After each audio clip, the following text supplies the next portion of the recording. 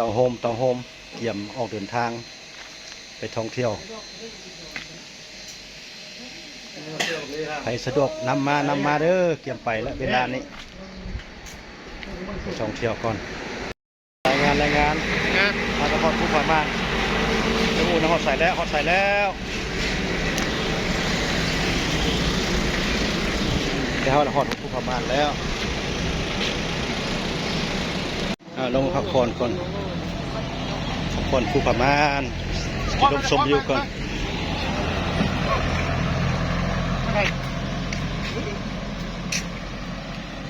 บ่เมียลุงเยอะยาวอยู่ปูนอยู่ในเท่อยู่ฮะโอ้แล้วไม่ต่างโอ้ยเชื่อมันแล้ว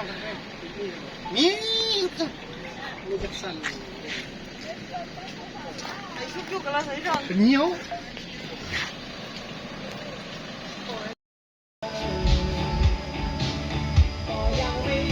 หดแล้วขุดกล่องแรง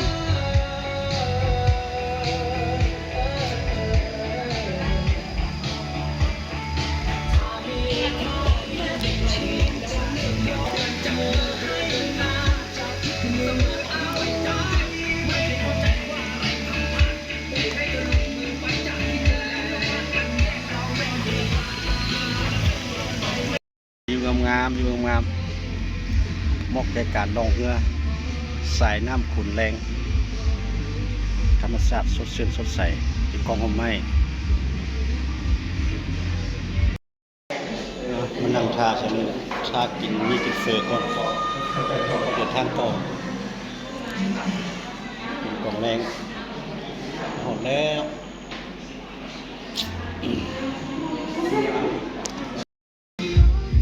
กระโดดน้ำ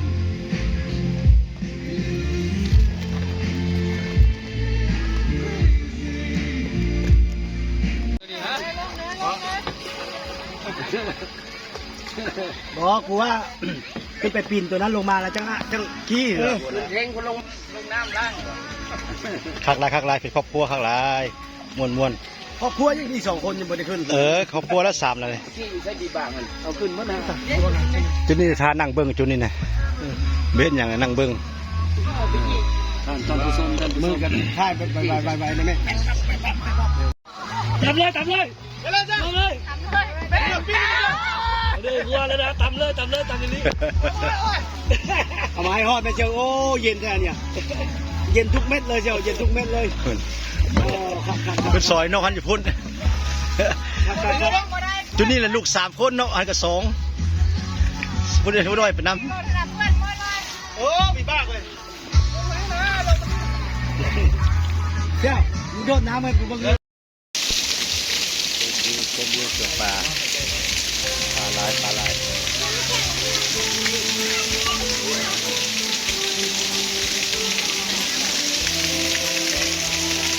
ออกไปนี่เกิดตรงนี้เนาะพี่เนาะ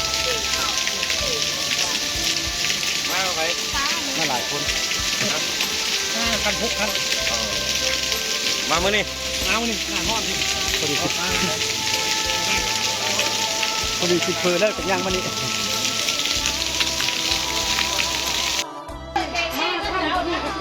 หากได้พักที่1ปีนภูผาคุณกองแรงกับเราจะคืนเครื่องคนนี้แล้วกันนี่มาขึ้นลิดผิดในห่างไก่ออกได้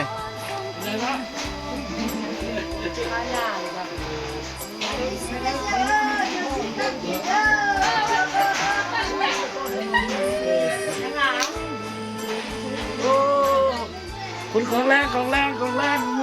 สู้ลิดสัตว์ผิดในห่างไก่ออก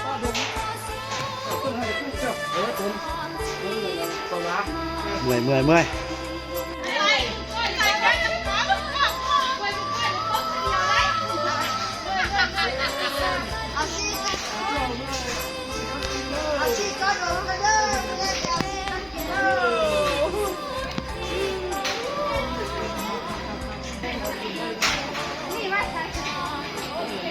ไก่สะฮอนแ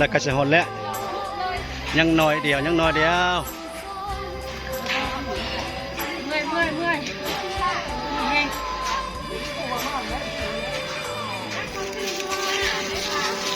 โหมน้ำก้อนก่อน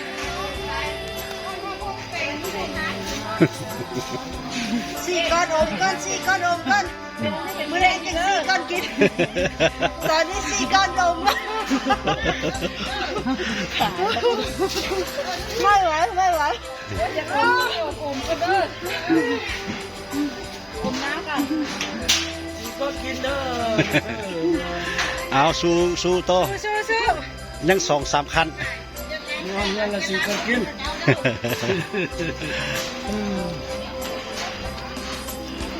ไปเฮ้ย นี่ก็เจ๊งนะมันเจ๊งมัน 1 2 3 เซเว่นนะ โอเค เอา เอา เซเว่นครบสามคนนี้นะเลยตาก็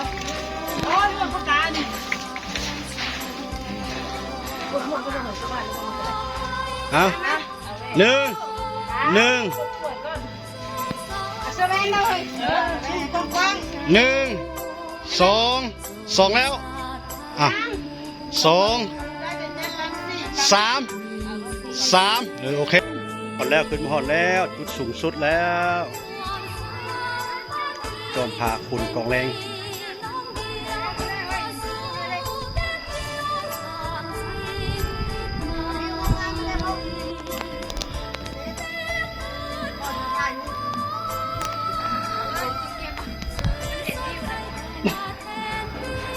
พูนก็ไต่ขัวอู้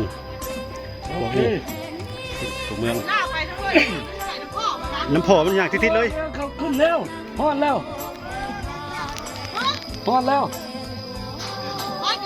ฮอดพูดแล้วฮอดจุดหมายพูดแล้ว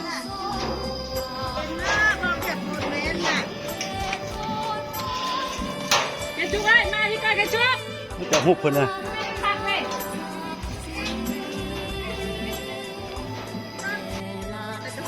หอดแล้วจุดสูงสุด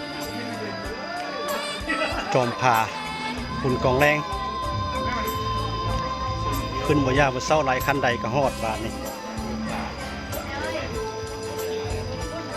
เดี๋ยวไปเดี๋ยวมาเลยไอ้ซึกตีนแล้วพวกนี้ ที่มาแล้วซื้อก็จะแม่นก็ตัวนี้เมื่อยขึ้นคันใดแล้วก็พักผ่อนนอนจักหนึ่งตื่นค่อยลงไปเด้อ ไม่ร่มหมันขึ้นได้แล้วก็ยังเงินเมื่อย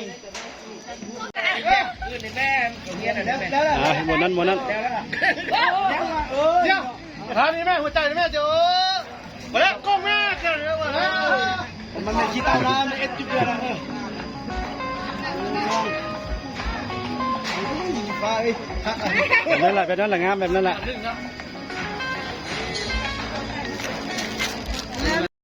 เขาบอกว่ามันเท่นี่เขาเบาอ่ะเนี่ยคือร้านจีบเป็น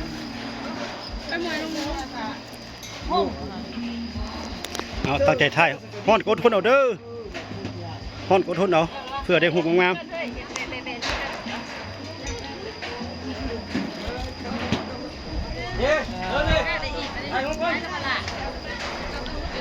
บุชของเฮาดอกแจงดีนี่ได้พักขึ้นไว้ เลยจะลงท้ายแล้ว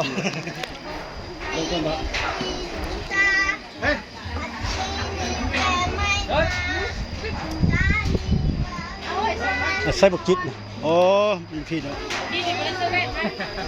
บ่ถ่ายน้ำจุนี่อยากถ่ายน้ำจุนี่นะบ่ถ่ายยากจุนี่ถ่ายหุบน้ำจุนี่นะ จักกี่ลงน้ำจักกี่ขี้รถจักกี่ขี้เหือไปจับขึ้นลงลงเรือเรือล่องใต้มาเป็นนี่เอาฟังเอาจุดท้ายแล้วพี่บอกเลิกกินก้นใส่กล้อง หนึ่งนะเด้อ เอ้า สองแล้วสาม รถร้อนให้ค่อยกันไหน จับก็ไม่เที่ยวตอนรถไฟก็จับต้นยางรถเอายางตัวบ่รถที่รถได้กับเพื่อนเรื่อยๆยาก ยืนขนมแช่อยู่ลงร้อยได้ลงร้อยเลย ตามาเนี่ย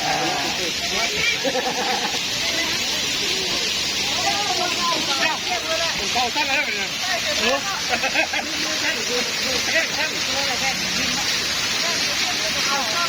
ไปแย่งในบุ๊กก็กระเป๋าเป็น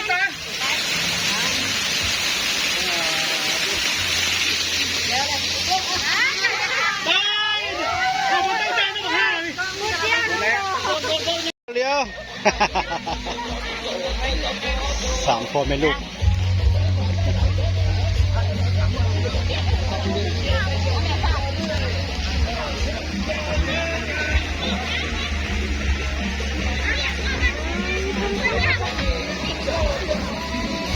พาไปหันแหละ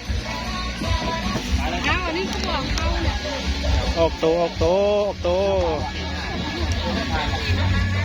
ไปเลยไปเลยไปเลยไปไป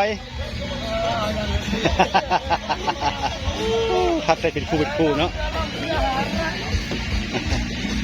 ไปพาดน้ำมันพูดได้หน่วยยามฟังหน่วยยามฟังหน่วยยามฟัง ทักเขาแม่หนูก็บ้า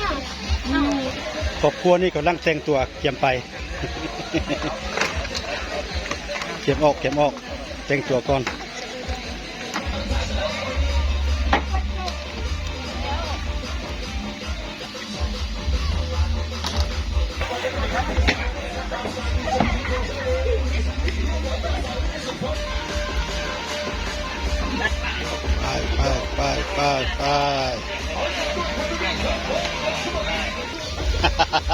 ไปไปเลี้ยวขวาได้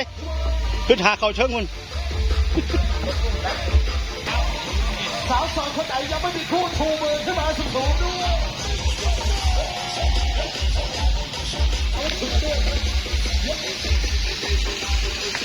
หน่วยลาดตระเวนยามฟัง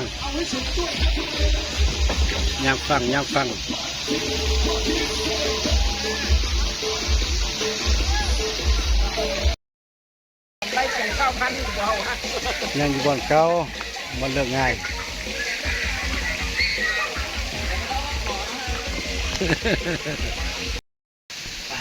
ไปเลี้ยวแล้วบอกเตรียมครับไปตะแคกมันนี่นะครับไปตะแคกไปครับไปไปตะแคงมันกลับนะบูนยูเสียตัวนี้บ่ได้นอนกับย่าเนาะบ่ได้นอนกับ แล้วหาบ่อนอนตับๆจุดนี้ ใส่ศูนย์ใส่หนึ่งโอ้โห พวกนี้หาบ่อนอนตับๆแล้วพวกนี้ไปลอกเบิ่งเตียงก่อนแม่เป็นตาโยมบ่สู้ไปลอกเบิ่งเตียงก่อนแม่ ไปโยมเตียงก่อนบ่โยมเตียงก่อนนะ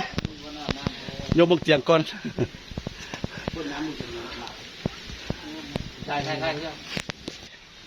มือวิดีโอวะบอกมือวิดีโอง่ายคนบ่เห็นว่าอันตึก โฮงแฮมในเมืองตะแคกมื้อนี้สินอนอยู่นี่แล้วมื้อนี้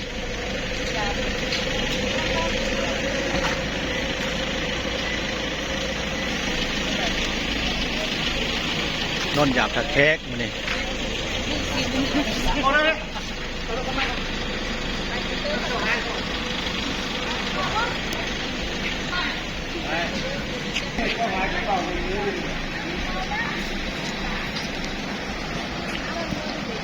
นอนตึก4 ชั้น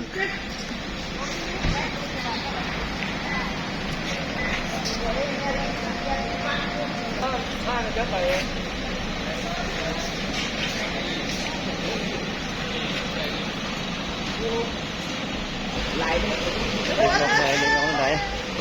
2 3